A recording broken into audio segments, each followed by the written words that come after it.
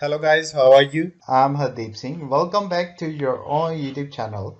IELTS updates and recent exams. For more updates related to recent IELTS exam writing test topics, listening, reading, practice test, and speaking, you got guesswork. Please, guys, participate in everyday listening and reading practice test to achieve your desired band score in your actual IELTS exam. Please hit the like and subscribe button. Press the bell icon for the upcoming notifications. Don't forget like, subscribe and share my YouTube channel and my Facebook page, IELTS updates and recent exams. Part 1. You will hear a conversation between a senior librarian and a woman interested in working at the library. First, you have some time to look at questions 1 to 7.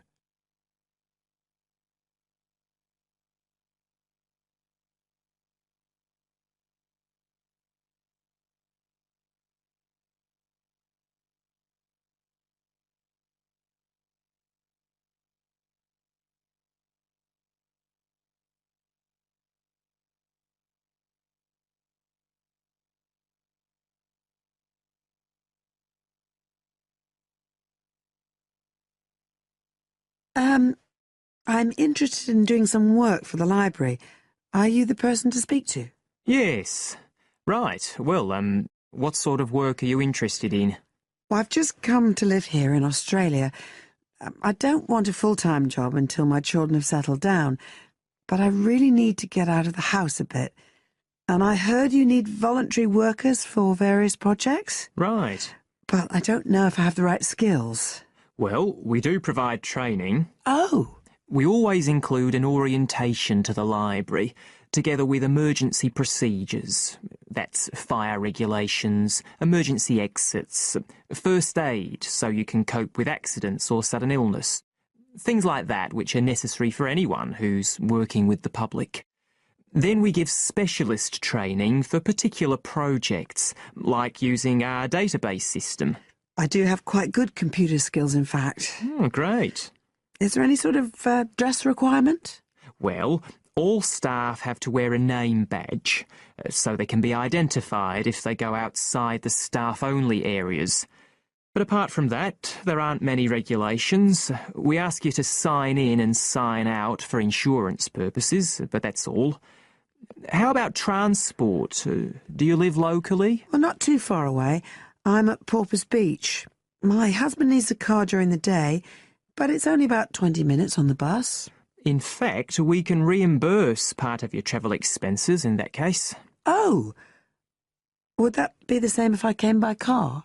No, because parking is such a problem here. One thing we are looking for, though, is someone who can drive a minibus. No problem.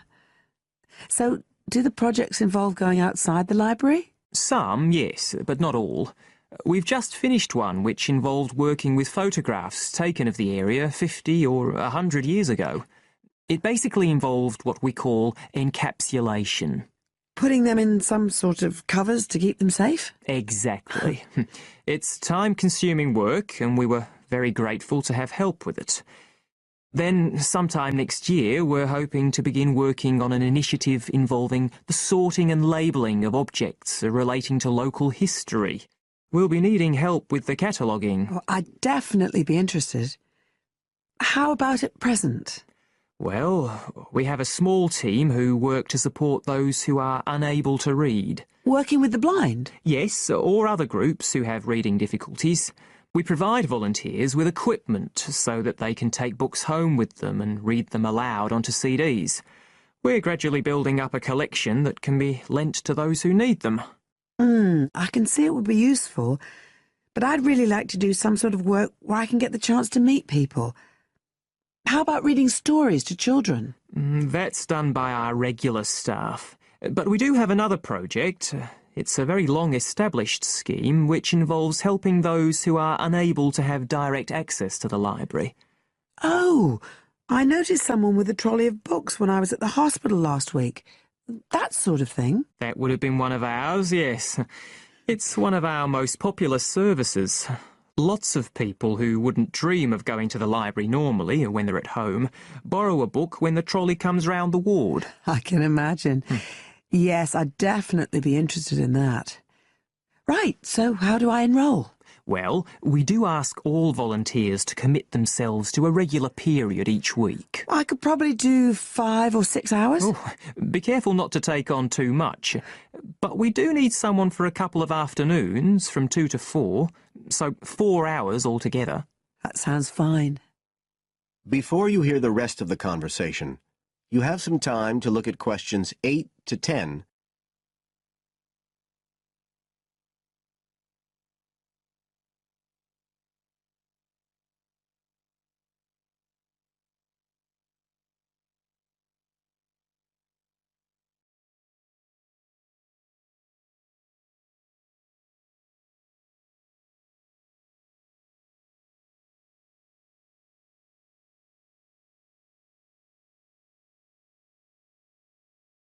Now listen and answer questions 8 to 10. Right, so here's the application form. It asks the usual questions, name and address and telephone number. You also need to fill in details of who we should get in touch with in case of any accident or problem like that. We do need to have that filled in.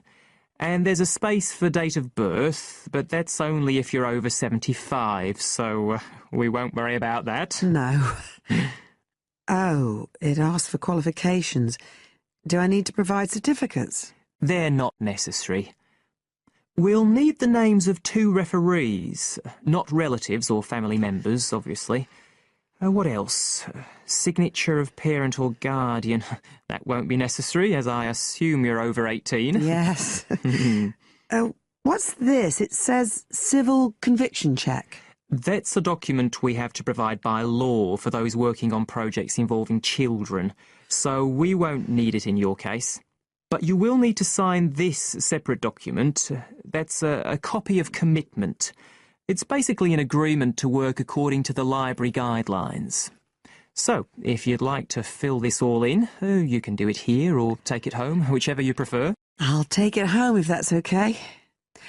Right, well, thank you for your time. That is the end of part 1. You now have half a minute to check your answers.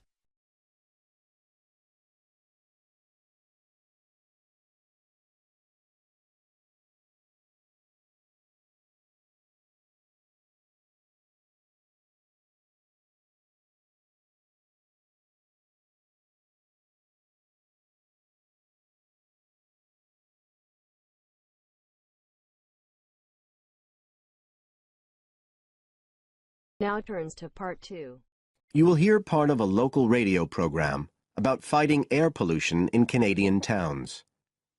First, you have some time to look at questions 11 to 14.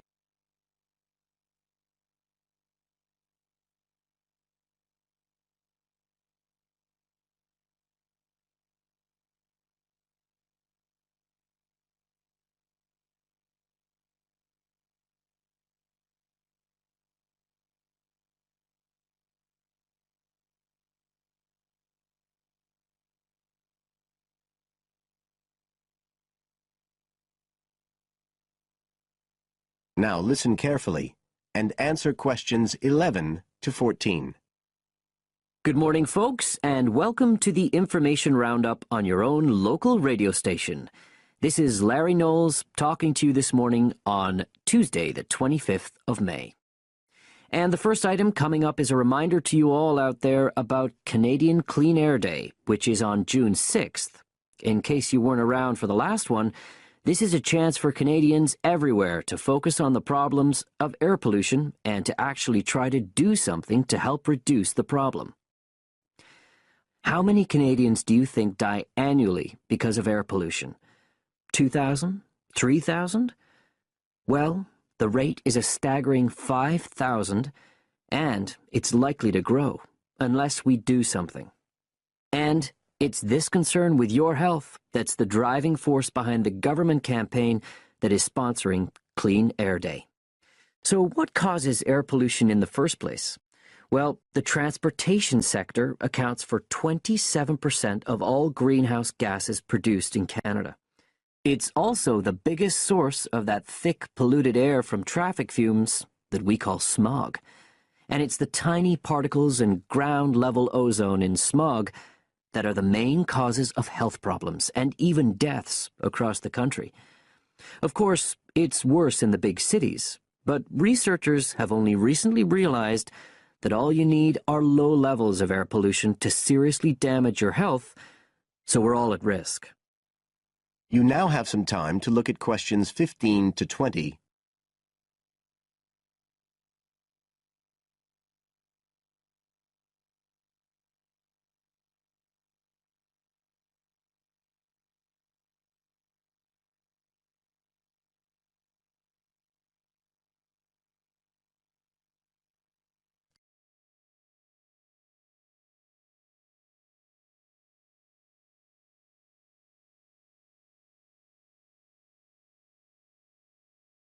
Now listen and answer questions 15 to 20.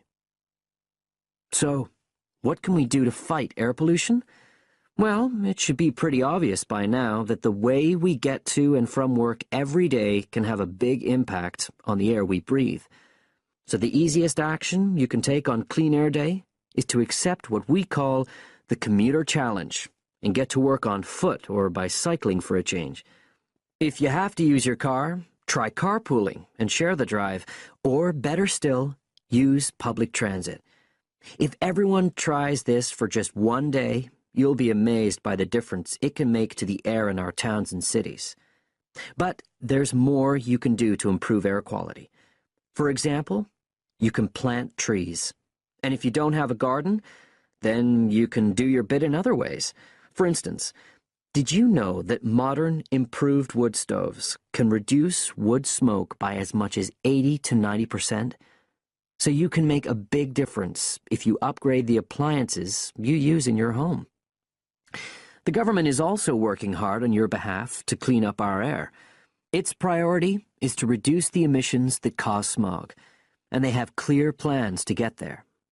Last year, Canada and the United States agreed to reduce emissions on both sides of the border between the two countries, and they plan to reach their targets in the next few years. The government's also taking action to get cleaner fuels.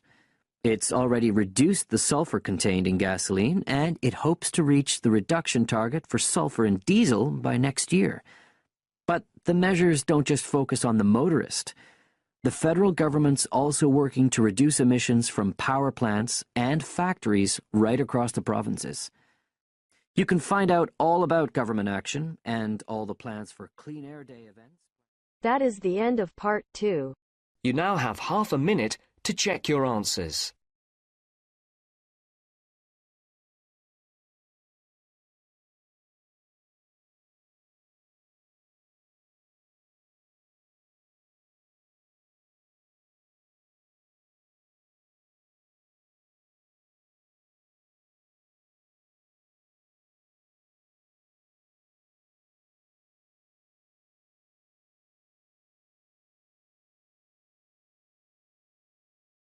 Now turns to part 3. You will hear two marketing students, Maggie and Mike, talking to their teacher about a seminar presentation that they are preparing. First, you had some time to look at questions 21 to 24.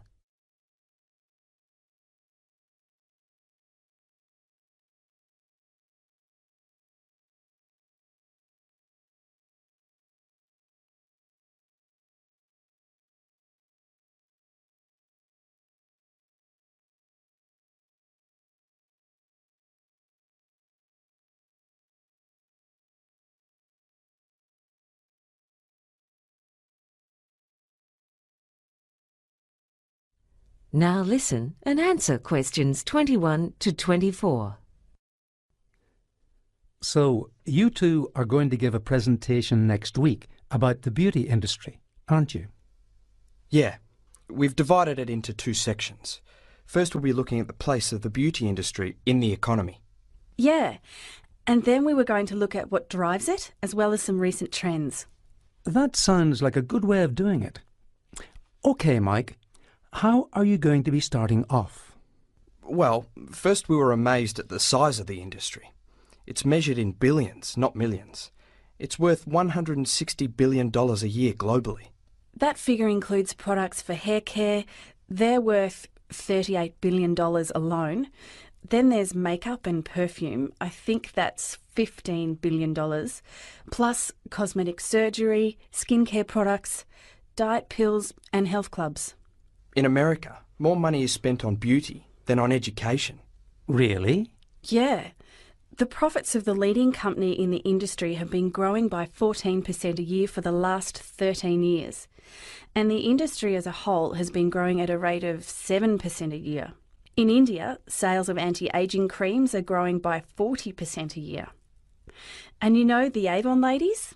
Well, there are 900,000 of them in Brazil, which is more than the number of people in its navy and army. Amazing. Now, just going back a bit, you mentioned cosmetic surgery. Do you have any data on that? Yeah.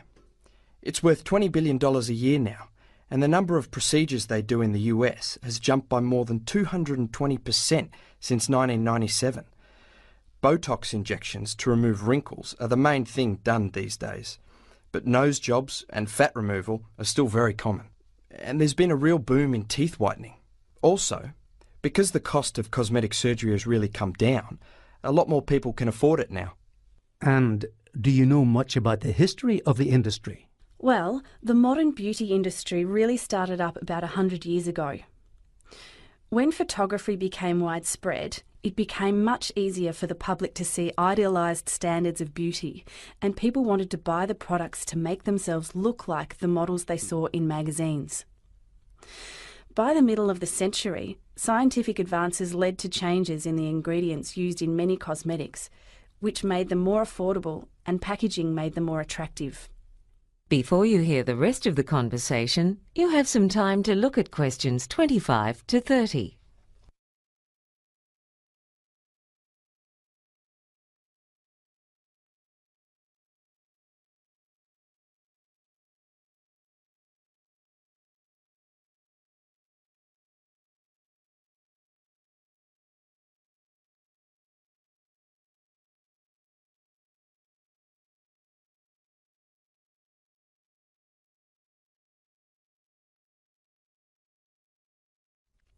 Now listen and answer questions 25 to 30. Now, in the second part of your presentation, you're going to be looking at why people buy the products. Yes, that's right. This area is a bit more subjective, and Mike and I disagreed on a few matters. Well, marketing is a hit and miss affair, and it's true what they say, that only half of any marketing budget achieves the desired result. I think that's an exaggeration, don't you? Anyway, there are powerful forces at work in the beauty industry because when it comes down to it, there's no avoiding the fact that it's all about image and that this industry is so successful because it preys on people's hopes and fears. Oh, that's a bit harsh, isn't it? It's only natural to try to look your best. Well, the guy who founded Revlon called the whole business hope in a jar. Did he? Well, that's a nice way of putting it. We found a British study of 11,000 people which concluded that people who are less attractive earn less money. And that was the case no matter whether they worked as secretaries, in sales or as executives. And why do you think that's the case? Well, I reckon one reason is because attractive people have higher expectations and are less willing to put up with being treated badly. Yeah, but there are plenty of good-looking people with low self-esteem who do let others walk all over them. I think what it comes down to is that people in general treat good-looking people well, and it starts young. Even 3-month-old babies smile longer at faces that adults find attractive. So, who judges what's beautiful and what isn't? We didn't really go into that, but it seems that perceptions of beauty are connected to health and fertility. In some places, people go for shiny hair. In other cultures, women use mascara to make their eyes look bigger and to give themselves a younger look. But a universal indicator of being young and healthy is to have clear skin. And that's why so much money is made from skin cleansers, moisturisers, facial creams and so on. Well, there are certainly plenty of tricks to this trade. Yeah, and most of them aren't new tricks at all. I think I could make a link at this part of the presentation to what Mike was saying about the early 20th century, because there's a trend now in the beauty industry to go back to the approach they had a century ago, when they stressed a connection between beauty and health. They got women to have facials and do exercise classes. Now they aim at beauty, but also like people to be fit, not just thin. Oh, come on. The industry just scares people into going on diets that can actually harm them. And most of those thin models aren't in good physical condition. They're just hungry. You can't tell just by looking. Anyway, I'm not denying that image is important. In fact, beauty firms spend up to 25% of their turnover on advertising. That's incredible. Isn't it? And they put just 2 or 3% into research and development. By comparison, in the pharmaceutical industry, 15% of sales goes into research and development.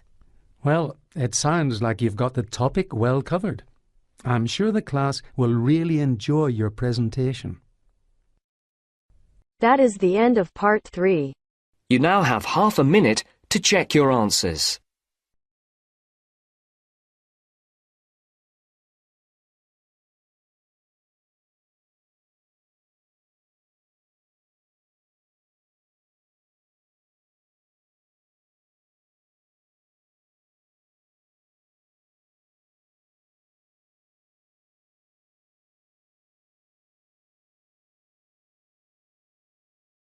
Now turns to part 4.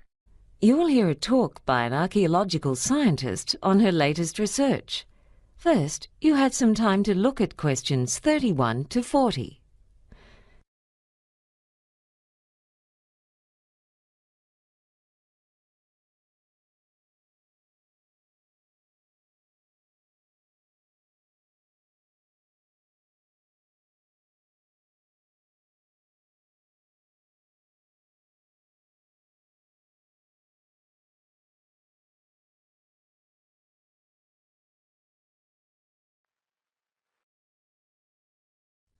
Now listen and answer questions 31 to 40. Good morning, ladies and gentlemen.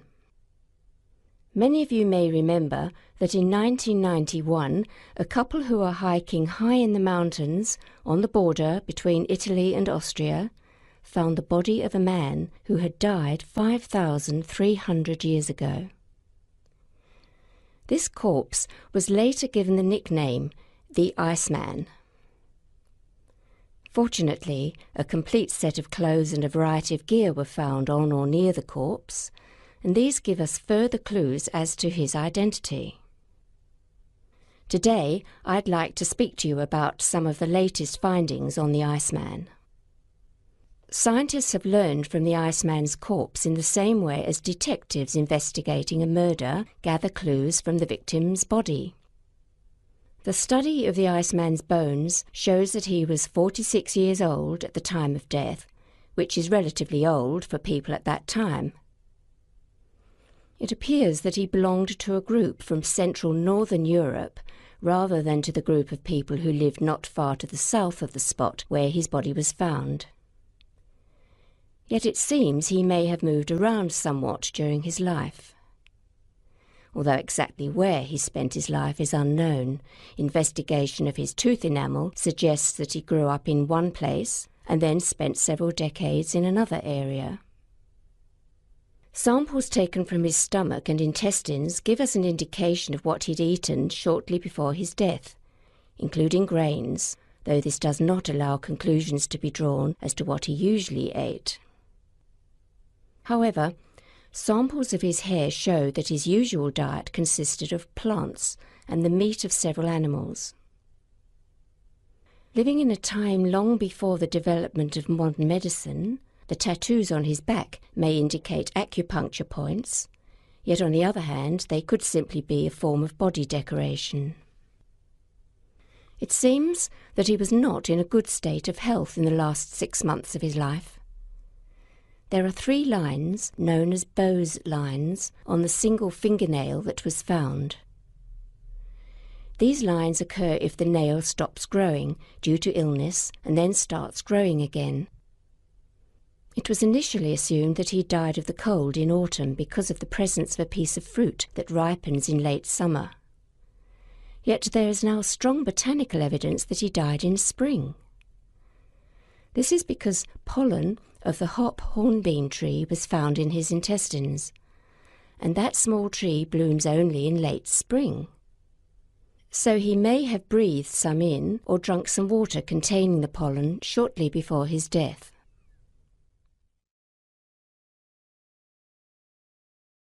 So what else do we know about the Iceman? He ate a primitive form of wheat, which was baked into bread on an open fire. Although leaves of moss were found in his intestines, it appears that moss was not part of his diet, but had probably entered his mouth by accident. In those days, the local people had no paper bags or plastic wrapping, and so used moss to pack food in. Moss was a very versatile plant, with different varieties that grew far to the north, being used by the Vikings as toilet paper. The equipment found around the body gives us many clues as to his way of life. He was well prepared for climbing through the mountains. He had a jacket made from deer hide and goat hide, and a pair of shoes made from the skin of both goat and bear, and then insulated with plant material. Over the top of it all, he was wearing a cape made from grass and bast, which is made from bark. This could give us a clue as to his occupation. In fact, this cape resembles capes still worn by shepherds in the Balkans, and the site where he was found is near an area where shepherds traditionally take their flocks in summer. Yet the theory that he was a shepherd has little else to support it.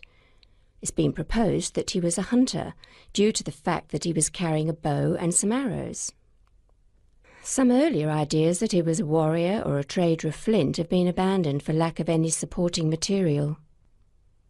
The Iceman was found lying on a large rock, and so it was believed initially that he had fallen asleep on the rock and then died. However, the consensus now is that he died nearby and then floated into that position during periods when the ice thawed. There are several indicators for this. First, the awkward position of his left arm. Second, the position of his right hand, which was stuck under another rock. Third, the missing outer layer of skin. And the fact that some of his belongings were a few meters from the body. Despite these interesting findings, there are still many things that we don't know about the Iceman. What was he doing up there high in the mountains, apparently by himself?